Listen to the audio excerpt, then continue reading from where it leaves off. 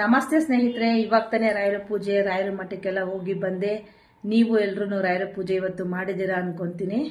ಎಲ್ಲರೂ ಹೇಗಿದ್ದೀರಾ? ನಾನು ಕೂಡ ತುಂಬಾನೇ ಚೆನ್ನಾಗಿದ್ದೀನಿ. ರಾಯರ ಮಗಳು ತುಂಬಾ ಜನ ಕೆಲವೊಂದು ಪ್ರಶ್ನೆಗಳನ್ನ ಕೇಳಿದ್ರಿ. ನಾನು ಆಲ್ರೆಡಿ ಒಂದು ವಿಡಿಯೋ ಮಾಡಿ ಹಾಕಿದ್ದೆ. ಮತ್ತೆ ಯಾಕೆ ಅಂತಂದ್ರೆ ಇವಾಗ ವರಮಹಾಲಕ್ಷ್ಮಿ ಹಬ್ಬ ಬರ್ತಾ ಇರೋದ್ರಿಂದ ಕೇಳಿದ ಪ್ರಶ್ನೆಗಳನ್ನ ಮತ್ತೆ ಮತ್ತೆ ಕೇಳ್ತಾ ಇದ್ದೀರಾ. ಅಂತವ್ರಿಗೋಸ್ಕರ ಈ ವಿಡಿಯೋ ಮಾಡ್ತಾ ಇದ್ದೀನಿ. ನಾನೊಂದು ವಿಡಿಯೋ ಮಾಡಾಕಿದ್ದೆ ದೇವ್ರ ಮನೆದು. ಅದಕ್ಕೆ ತುಂಬಾ ಜನ ಅಕ್ಕ ಯಾಕೆ ನೀವು ವಿಳದಲ್ಲೇ ಕಳಸ ಇಟ್ಟಿದ್ದೀರಾ, ತೆಂಗಿನಕಾಯಿ ಕಳಸ ಇಡೋದಿಲ್ವಾ ಅಂತ ತುಂಬಾ ಜನ ಕೇಳಿದ್ರೆ, ಹಾಗಾಗಿ ನಾನು ಒಂದು ವಿಡಿಯೋ ಮಾಡಿ ಹಾಕಿದ್ದೆ. ಆ ವಿಡಿಯೋನ ಈಗ ಅದು ಓಡ್ತಾ ಇದೆ, ವ್ಯೂಸ್ ಈಗ ಕೊಡ್ತಾ ಇದ್ದಾರೆ. ಯಾಕೆಂದ್ರೆ ಅದಕ್ಕೆ ಲೈಕ್ ಹೋಗ್ತಿದೆಯೋ ಮೇಲ್ಮೇಲೆ ಬರ್ತಾ ಇದೆ. ಅದರಲ್ಲಿ ಕಮೆಂಟ್ಗಳು ಹಾಕಿದ್ದೀರಾ, ಮತ್ತೆ ಇನ್ಬಾಕ್ಸ್ ಅಲ್ಲೂ ಬಂದು ಮೆಸೇಜ್ಗಳು ಹಾಕ್ತಾ ಇದ್ದೀರಾ. ಅಕ್ಕ ನೀವು ಕಾಯಿ ಕಳಸ ನಿಮ್ಗೆ ಆಗ್ ಬಂದಿಲ್ಲ, ವಿಳದಲ್ಲೇ ಕಳಸನೆ ನೀವು ಇಡೋದು, ನಮ್ಮ ಅತ್ತೆಗೂ ಆಗ್ ಬಂದಿಲ್ಲ, ನಾವು ಮಾಡಲ್ಲ ಅಂತ ಹೇಳಿದ್ರೆ ಸೇಮ್ ಪ್ರಾಬ್ಲಮ್ ನಮ್ಮ ಮನೆಯಲ್ಲಿ ಇದೆ. ಏನಕ್ಕ ಮಾಡೋದು ಅಂದ್ರೆ, ನನಗೆ ವರಮಹಾಲಕ್ಷ್ಮಿ ಎಲ್ಲಾ ಹಬ್ಬಗಳನ್ನು ನಾವು ಮನೆಯಲ್ಲಿ ಮಾಡ್ತೀವಿ. ಆದ್ರೆ ವರಮಹಾಲಕ್ಷ್ಮಿ ಹಬ್ಬ ಮಾಡಬೇಕು ಅನ್ನೋದು ಒಂದು ನನಗೆ ತುಂಬಾ ಒಂದು ಆಸೆ ಇತ್ತು. ಹಾಗಾಗಿ ನಾನೇನ್ ಮಾಡಿದೆ, ಎಲ್ಲಾ ಹಬ್ಬಗಳು ನಾವು ಮಾಡ್ತೀವಿ. ಗಣೇಶ, ಗೌರಿ, ಪಿತೃಪಕ್ಷ, ಮಹಾಲಯ ಅಮಾವಾಸ್ಯೆ, ಎಲ್ಲ ದೀಪಾವಳಿ ಎಲ್ಲ ಮಾಡ್ತೀವಿ. ಆದ್ರೆ ನಂಗೆ ಹೆಣ್ಮಕ್ಳಿಗೆ ವರಮಹಾಲಕ್ಷ್ಮಿ ಹಬ್ಬ ಬಂತು ಅಂದ್ರೆ ಅಲಂಕಾರ, ನಾವು ಅಲಂಕಾರ ಮಾಡ್ಕೊಂಡು ತಾಯಿಗೂ ಅಲಂಕಾರ ಮಾಡ್ಬೇಕು ಅಂದ್ರೆ ತುಂಬಾ ಇಷ್ಟ. ಅದ್ರಲ್ಲೂ ಗೌರಿ ಹಬ್ಬ ಬಂದ್ರೆ ತವ್ರ ಮನೆಗೆ ಹೋಗ್ಬೇಕು ಅನ್ನೋದು ತುಂಬಾನೇ ಇಷ್ಟ ಇರುತ್ತೆ. ಹಾಗಾಗಿ ನಾನೇನ್ ಮಾಡಿದೆ, ಗೋಲ್ಡನ್ ಟೆಂಪಲ್ ಅಲ್ಲಿ ಹೋಗಿ ಅರ್ಚಕ್ರನ್ನ ಕೇಳ್ಕೊಂಬಂದೆ. ಯಾರ ಹತ್ರ ಲಕ್ಷ್ಮಿ ಇಲ್ಲಮ್ಮ, ಎಲ್ಲರ ಹತ್ರನೂ ಲಕ್ಷ್ಮಿ ಇರುತ್ತೆ, ಮಾಡ್ಬೋದು, ಮಾಡಿ ಅಂತ ಅವ್ರೊಂದು ಧೈರ್ಯ ಕೊಟ್ಮೇಲೆ ನಾನು ವರಮಹಾಲಕ್ಷ್ಮಿ ಹಬ್ಬನ ಸುಮಾರು ವರ್ಷಗಳಿಂದ ಮಾಡ್ಕೊ ಬಂದಿದ್ದೀನಿ. ಆ ತಾಯಿ ಅನುಗ್ರಹ ನಮ್ಗಾಗಿದೆ. ಅದೇ ರೀತಿ ಎಲ್ಲ ಒದಗಿಸ್ಕೋತಾರೆ. ವರ್ಷ ವರ್ಷ ತಾಯಿ ಅದ್ದೂರಿಯಾಗಿ ಪೂಜೆ ಮಾಡಿಸ್ಕೋತಾರೆ. ಈ ವರ್ಷ 28ನೇ ತಾರೀಕು ವರಮಹಾಲಕ್ಷ್ಮಿ ಹಬ್ಬ, 29, 30, 31 ರಾಯರ ಆರಾಧನೆ ಬಂದಿದೆ. ನಾನ್ ಬೇರೆ ವರಮಹಾಲಕ್ಷ್ಮಿ ಹಬ್ಬನ 3 ದಿನ ಕೂರಿಸ್ತೀನಿ. ಹಬ್ಬನ 3 ದಿವಸ ಮಾಡಿ ಅಮ್ಮನ 3 ದಿವಸ ಮನೆಯಲ್ಲಿ ಕೂರಿಸ್ತೀನಿ. ಈ ಸರಿ ರಾಯರದು ಹಿಂದಿಂದೆ 1 ದಿವಸನೂ ಗ್ಯಾಪ್ ಇಲ್ದಂಗೆ ಬಂದ್ಬಿಟ್ಟಿದೆ. ಏನ್ ಮಾಡೋದು ಅಂತ ನನಗೆ ಗೊತ್ತಿಲ್ಲ. ಹಾಗಾಗಿ ತುಂಬಾ ಜನ ಕೇಳ್ತಾರ, ಪ್ರಶ್ನೆಗೆ ಹೇಳ್ತಾ ಇದ್ದೀನಿ, ಹೋಗಿ ನಿಮ್ಮ ಮನೆ ದೇವರಲ್ಲಿ ಅರ್ಚಕರು ಇರ್ತಾರೆ, ಇಲ್ಲ ಯಾವ್ದನ್ನ ದೇವಸ್ಥಾನಗಳಲ್ಲಿ ಅರ್ಚಕರನ್ನಾಗ್ಲಿ ಶಾಸ್ತ್ರಿಗಳನ್ನಾಗ್ಲಿ ಕೇಳ್ಬಿಟ್ಟು ನಿಮ್ಗೆ ಈಗ ನಾನು ಅಷ್ಟೇ ವರ್ಷಕ್ಕೆ ಒಂದೇ ಕಳಸ ಇಡೋದು. ಈಗ ವರಮಹಾಲಕ್ಷ್ಮಿ ಹಬ್ಬಕ್ಕೆ ಇಟ್ರೆ ನಾನು ಯಾವ್ದಕ್ಕೂ ನಾನು ಕಳಸ ಇಡೋದಿಲ್ಲ. ಪಿತೃಪಕ್ಷಕ್ಕೆ ನಮ್ಮ ಅತ್ತೆ ಹಿಂಗೆ ದೊಡ್ಡೋರ್ಗೆ ಕಳಸ ಇಕ್ಕಿ ಎಡೆ ಹಾಕ್ತಿವಲ್ವಾ, ಅವಾಗ ಬೀಳದಲ್ಲೇ ಕಳಸನೆ ಅದಕ್ಕೆ ಇಡೋದು. ಹೋಗಿ ಕೇಳಿ. ಈ ಸತಿ ಅಂತೂ ತುಂಬಾ ಜನ ನಮ್ಗೆ ಮನೆಯಲ್ಲಿ ಬರ್ತಕ್ಕಂತಹ ಎಲ್ಲಾ ಹಬ್ಬಗಳು ಮಾಡ್ತೀವಿ, ವರಮಹಾಲಕ್ಷ್ಮಿ ಹಬ್ಬ ಒಂದಿಲ್ಲ ನಮ್ಗೆ, ನಾವು ಮಾಡ್ತಿರ್ಲಿಲ್ಲ ಅಂದ್ರು ಈ ವರ್ಷ ಅಂತೂ ನನಗೆ ಬಂದಿರೋ ಮೆಸೇಜ್ ಪ್ರಕಾರ ಯಾರಿಗೆಲ್ಲ ವರಮಹಾಲಕ್ಷ್ಮಿ ಹಬ್ಬ ಮಾಡಕ್ಕೆ ಅವ್ರಿಗೆ ಮನೆಯಲ್ಲಿ ಮಾಡ್ತಿಲ್ಲೋ, ಈ ವರ್ಷ ಮೊದಲನೇ ವರ್ಷ ತುಂಬಾ ಜನ ಶುರು ಮಾಡ್ತಾ ಇದ್ದಾರೆ. ಮಾಡಿ ಎಲ್ರಿಗೂ ಒಳ್ಳೇದಾಗ್ಲಿ. ಅಕಸ್ಮಾತ್ ವರಮಹಾಲಕ್ಷ್ಮಿ ಹಬ್ಬದಲ್ಲಿ ಮಾಡಕ್ ಆಗಿಲ್ಲ, ಏನೋ ಒಂದಾಯ್ತು, ಒಂದ್ ಸಾವಾಯ್ತು, ಒಂದ್ ನೋವಾಯ್ತು, ಮನೇಲಿ ಅಂಟು ಮುಂಟು ಸೂತ್ಕ ಏನಾದ್ರು ಆಯ್ತು ಅಂತಂದ್ರೆ ಅದಕ್ಕೋಸ್ಕರ ಅಂತಾನೆ 4 ವಾರ ಬರುತ್ತೆ ಶ್ರಾವಣದಲ್ಲಿ. 4 ವಾರದ ನೀವು ಯಾವಾಗನ ಮಾಡ್ಕೋಬಹುದು. ಇಲ್ಲ ಹೊಸ ವರ್ಷಕ್ಕೆ ಬಿದ್ಮೇಲೆ ನಾವು ಮಾಡ್ಕೋಬೇಕು ಅಥವಾ 3 ತಿಂಗಳು ತುಂಬಿದ್ಮೇಲೆ ಮಾಡ್ಕೋಬೇಕು ಅಂತ ಅನ್ನೋರು, ದೀಪಾವಳಿ ಅಮಾವಾಸ್ಯೆ ಲಕ್ಷ್ಮೀ ಪೂಜೆ ಬರುತ್ತೆ ಗೊತ್ತಾ, ಆವಾಗ ಲಕ್ಷ್ಮೀ ಪೂಜೆನ ನೀವೆಲ್ರೂ ಮಾಡ್ಕೊಬಹುದು. ಆಯ್ತಾ?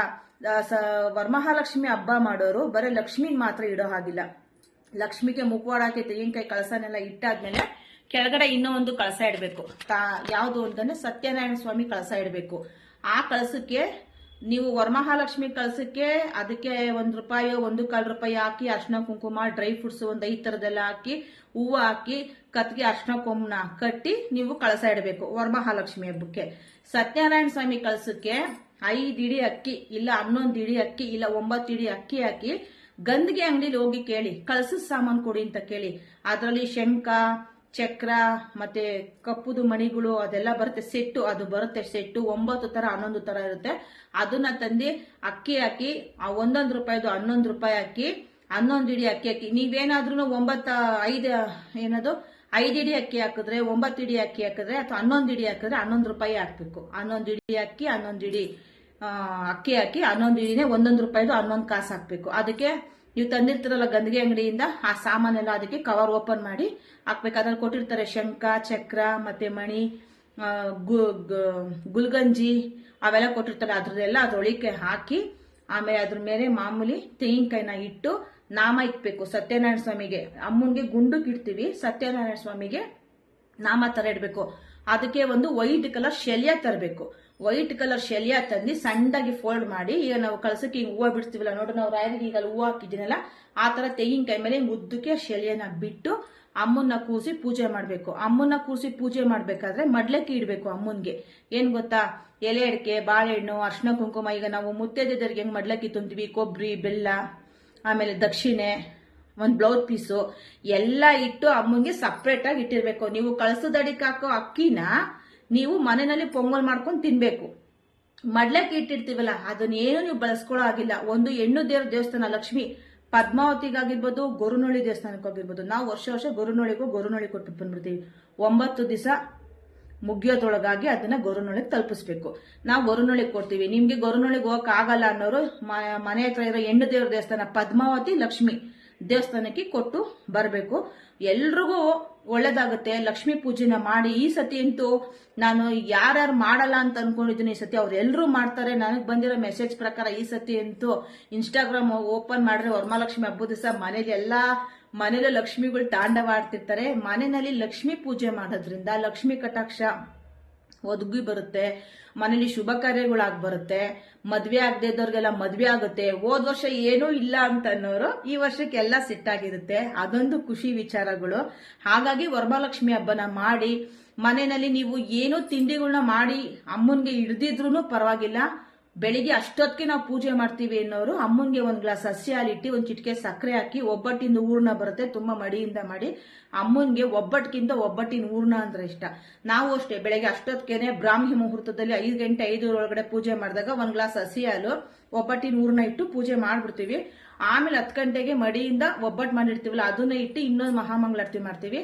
ಸಾಯಂಕಾಲಕ್ಕೆ ಅದನ್ನೆಲ್ಲ ತೆಗೆದು ಒಂದು ಅವಲಕ್ಕಿ, ಬಾಳೆಹಣ್ಣು ಹಾಕ್ತಿವಿ, ಇಲ್ಲ ಸಜ್ಜಿಗೆ ಮಾಡ್ತೀವಿ. ಅಮ್ಮನ್ಗೆ ಹೆಸರು ಬೇಳೆ ಮತ್ತೆ ಮೊಸರನ್ನ ಅಂದ್ರೆ ತುಂಬಾ ಇಷ್ಟ. ಅದನ್ನ ಇಟ್ಟು 3ನೇ ಆರತಿ ನಾವು ಮಾಡ್ತೀವಿ. ಮನೆಯಲ್ಲಿ ನೀವು 3 ದಿವಸ ಕೂರಿಸ್ತೀನಿ ಅಂತಂದ್ರೂ ಬೆಳಗ್ಗೆ ಸಾಯಂಕಾಲ ಪೂಜೆ ಮಾಡ್ಬೇಕು. 2 ಹೊತ್ತು ನೈವೇದ್ಯ ತೋರಿಸ್ಬೇಕು ಅಮ್ಮನ್ಗೆ. ಇದನ್ನ ವಿಡಿಯೋನ ಸೇವ್ ಮಾಡಿ ಇಟ್ಕೊಳ್ಳಿ. ಆದಷ್ಟು ಜನಕ್ಕೆ ಶೇರ್ ಮಾಡಿ. ವರಮಹಾಲಕ್ಷ್ಮಿ ಹಬ್ಬದು ತುಂಬಾ ಜನ ಕೇಳಿದ್ದೀರಾ ಅಂತ ನಾನು ಈ ವಿಡಿಯೋ ಮಾಡಿರೋ ಉದ್ದೇಶ. ಎಲ್ರೂ ಲಕ್ಷ್ಮಿನ ಕೂರಿಸಿ. ಅಂದ್ರೆ ಲಕ್ಷ್ಮಿ ಪೂಜೆನ ಕೂರ್ಸತಕ್ಕಂಥವ್ರು ಸಿಲ್ಕ್ ಸ್ಯಾರಿಗಳನ್ನ ಇಡೋದಕ್ಕೆ ಹೋಗ್ಬೇಡಿ. ಪಾಲಿಸ್ಟರ್ ಸೀರೆಗಳು, ಸಿಲ್ಕ್ ಸ್ಯಾರಿಗಳನ್ನ ಇಡಕ್ ಹೋಗ್ಬೇಡಿ. ಯಾಕೆ ಅಂತಂದ್ರೆ ಕಳಸ ಸರಿಯಾಗಿ ಕೂರೋದಿಲ್ಲ.